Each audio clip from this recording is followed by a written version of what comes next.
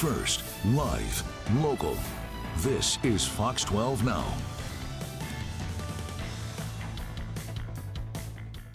Hello, I'm Greg Nibbler. This is Fox 12 Now. I always say it, but I really do appreciate everybody who joins in for this show, live streaming on our social media channels, on YouTube, on Facebook, on our app, and of course on our website. So thanks for joining us there.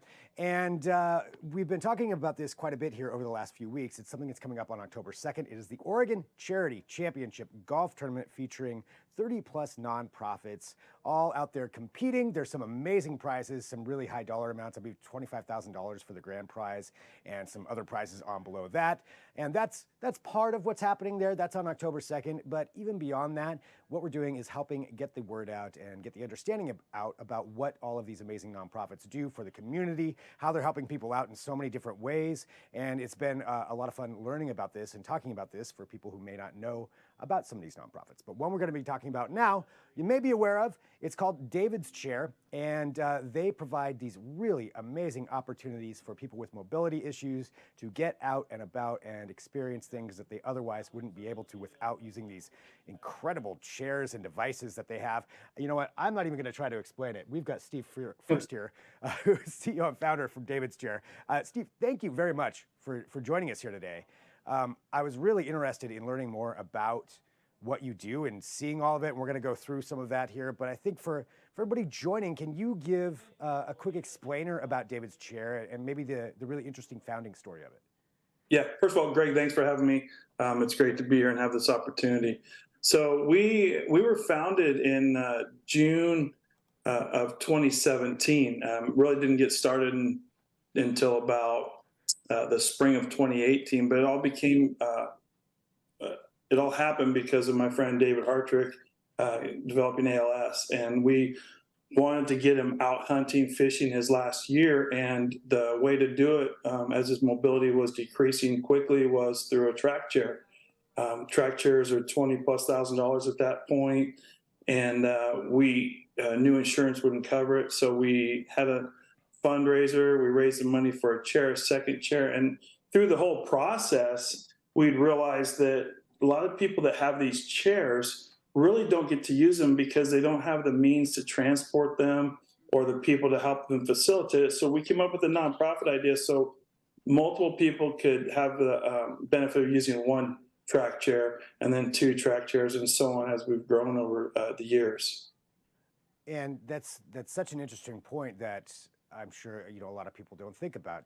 These are amazing chairs, but yeah, if you can't transport it, you can't get somewhere, it's not going to be used. So coming up with that idea, really great concept. And I wanted to go into and just talk about the chairs themselves. I've got some of the images that you sent over, and I know there's a few different things that you sent here of different pictures, but can you tell us about what we're looking at right here with this track chair? So this is Seaside 4th of July weekend right here, and this was an amazing time. It's our second time we've been there. When that one there is actually down in Harris Beach during our spring break trip. Our spring break trip is during David's birthday week. His birthday always falls on spring break, and that's the first excursion we ever did.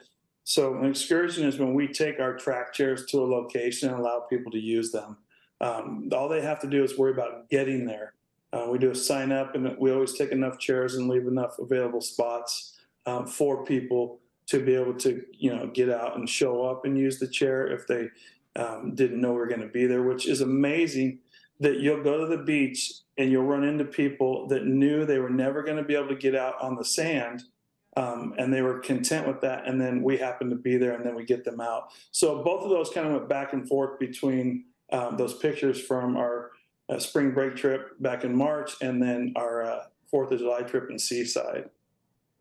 Yeah, a couple of different ones there. I put them all together, but showing that. So that's how that works. So you advertise or let people know they're going to be out there. They can sign up, and then if they can get there, they get to utilize that and bring it out onto the beach like that. That's well, that's the excursions that we do. Yes. So we go to location. We've even been up in Union Creek, Oregon, in the snow at one of the snow parks there and had people come up and use them in the snow, which is pretty amazing. Not as many people like to get out in the cold, especially people with mobility challenges, but we always get about 4 or 5 people, and it's a great time, just given those other opportunities. But what we've really endeavored into this last year is placing track chairs at fixed site locations with partners that we're working with. So Seaside is a partner city, and the Elks Club there has a chair and a shed, and they check chairs out for us. Wow. And same thing with the city of Manzanita. And then we're also down in Netarts, Oregon at Happy Camp Hideaway. And then we're in Pacific City. We're working on Newport. They're just about ready to launch. Florence, probably real soon. And a new thing that just really came about fast is the Gold Beach Visitor Center. So our goal was to get fixed locations to where somebody can just go to the that beach and use the chair on that beach, and that's been popular. We do that. We schedule the online reservations, and then we work with volunteers, or sometimes it's a city organization through the visitor center. So that's what we've really worked on a lot this last year with our track chair program. We also have a tow and go out of Tigard, out of the American Legion. They house it where people can sign up and reserve a trailer and a chair and take it on their own adventure. Really popular during hunting season. Oh, I bet. Well, I mean, first off, with the coast, it sounds like you're starting to get the entire Oregon coast pretty much covered there. If you're going completely down all the way to Gold Beach, and with it to go out hunting. So during hunting season, is this they actually take it out and go hunt in this, or? Yeah, these are great. These are great for hunting, and that's what David wanted it for. We got him we call it like the full meal deal because it's like the Cadillac. It stands up. Not all of them are stand-up chairs, but allow them to stand up. There's rifle racks and things, so he can go hunting and fishing, stand up and fish. With the aid of the chair. But hunting season is the season when we allow people to take a chair for a little bit more than a week, because we know sometimes. And it's when you talk about hunting, most people they want to find something to they want to get their elk, their deer, but it's also about the experience. And when you can't have independence and freedom in elk camp, how fun can it be? So that's why they're really popular during hunting season. Well, I mean, that's part of everything, whether it's hunting, camping, anything. It's that experience, of being out there and bringing back that mobility. That's got to be amazing for so many people to be able to do that again and have that independence. Definitely. So, so talking about the organization, I did want to bring up too, because you did showcase some of this as well, talking about some of the golfing side of things. I guess let's cover that. What are we looking at right here? So we're looking at our paragolfers. So we also own two of those, and that's Justin right here, Justin Ayers, who used to be a sport bike rider where they do the jumps and tricks. And after a bad landing, he became a paraplegic. He's a competitive person. He's really taken off and using our chair a lot, and a real advocate for us and a great volunteer for us. And then that's Dennis Dukey in the blue shirt there, right here putting too. Unfortunately, sad note, Dennis passed away this last weekend unexpectedly. So you get to know people in these situations, and a lot of the people using our chairs are in situations where we're providing great opportunities for them to get out and do golf recreationally or competitively, like Dennis does. Or did, and then Justin here, and just giving people that independence and freedom to participate back in life and in nature. And that's the golf program is starting to really take off for us. We just bought the new version, which is called the Verticat. It should be here within a few weeks. So we have them at a couple locations here in Southern Oregon, but we also have it to where if somebody wants to, they can come get a trailer and take it to a golf course they want to use it at. That's amazing. Same with the track chairs. Well, I'm sorry for the loss of your friend. Yeah, appreciate that. Very sorry to hear that. But I mean, what an incredible thing that you're doing, though, providing these opportunities for people. And I think, one thing that I'm sure people may be aware of, but I would guess that these are very expensive. You mentioned at the beginning that it was $20,000 for one, and that's probably quite cost prohibitive for everybody to just go out and get one of these things. So for your organization, how do you go about getting the funds for that and to be able to get these out there for everybody? So it's been grant writing, fundraising, part of the fixed chair project, and some of the Togo locations that we're trying to continue to add this year in 2023 came from a grant from the Murdoch Foundation and from a couple other foundations to purchase the equipment. So, which allows us then to just fundraise for the things I call to keep the lights on, for the insurances and those things that we have to do on a day-to-day basis. So the grants have been great this year to purchase equipment, and then we take the worry, or it takes the worry away from the, trying, hey, how do we pay, for our power bill this month? How do we, cover our insurances and pay the few employees that we have? So grants have been huge for us, and that's and donations. We get a lot of donations, and those are important to us too. And then, of course, the golf tournament coming up on October 2nd, just being selected to be a recipient or a recipient of some type of funds from that is pretty amazing for us. And that's how we keep going. Well, and that's that does bring that up. So the Oregon Charity Championship, coming up here on October 2nd, where we've got people are out there competing, for the money, and the prizes are real. I mean, it's some real prize money that's on the line there, and something I've been asking everybody. So if, say, your team won the grand prize, what's the first thing you would do with that? There's a lot of things we can do with it. We'll just sit down and assess. I think the big thing is expansion, just working towards purchasing more equipment and then putting the pieces in place. It's the people and personnel that really make it function. So whenever we can put a piece of equipment at a location and then make sure that we have the person to do the reservations, the checkouts, make sure we have our people that can go do regular maintenance when we need to.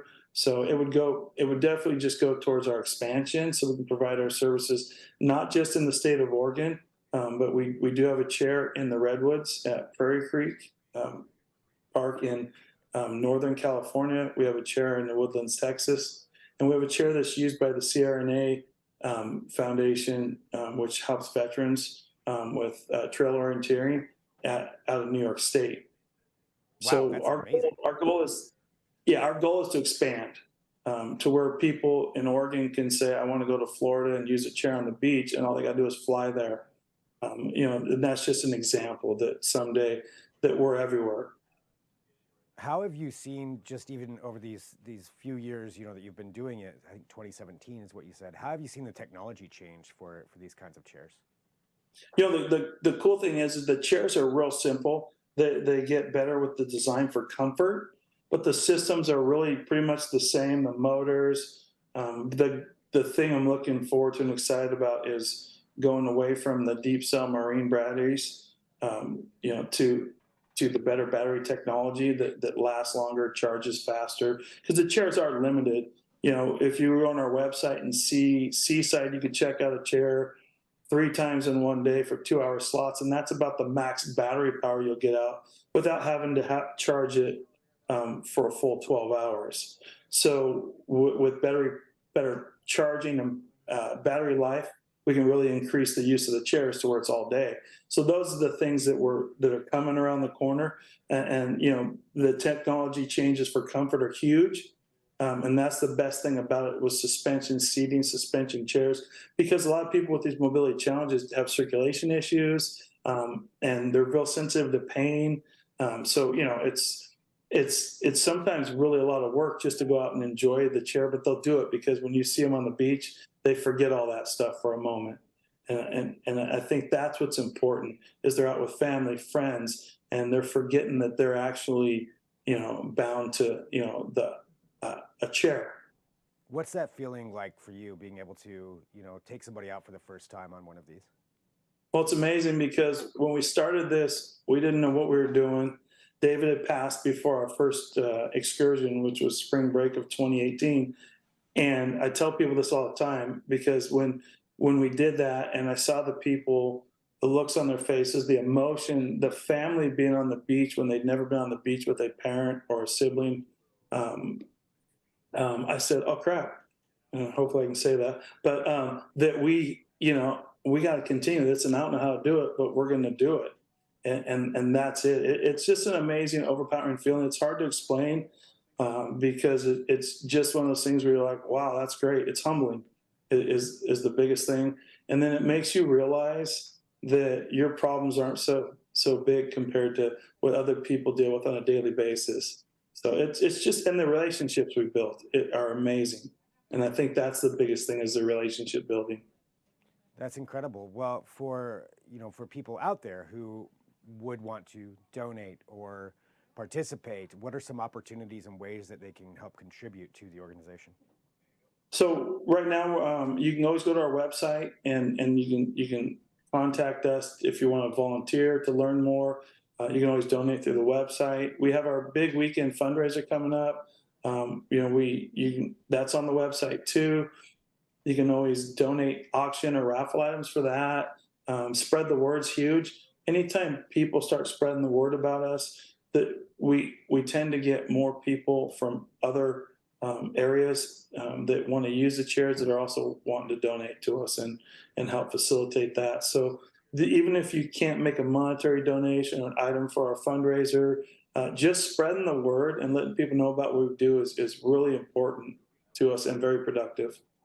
Absolutely. For anybody out there who could certainly get use out of this and be able to take advantage of it, please, for everybody watching too, spread the word. If you know somebody who maybe is unaware of this, to help take advantage of David's chair. Well, Steve, I want to say thank you very much for joining me and joining us here to talk about this. Anything else that you want to let people know about?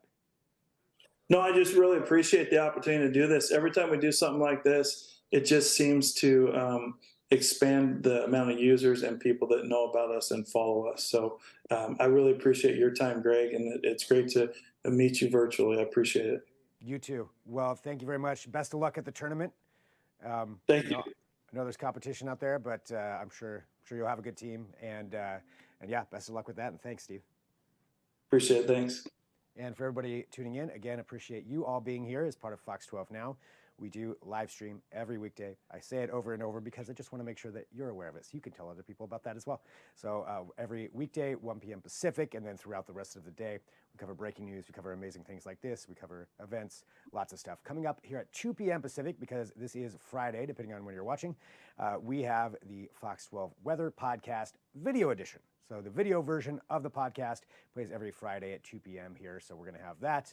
You have Jeff, you have Mark talking about, I believe it's El Nino is what they're talking about today. So it's definitely going to be interesting covering all that, getting to see behind the scenes of how meteorologists do all their work and what they talk about. So pretty cool stuff. That's coming up at 2 p.m. So definitely tune back in for that. I'm going to sign off for right now. I'm Greg Nibbler. This is Fox 12 Now.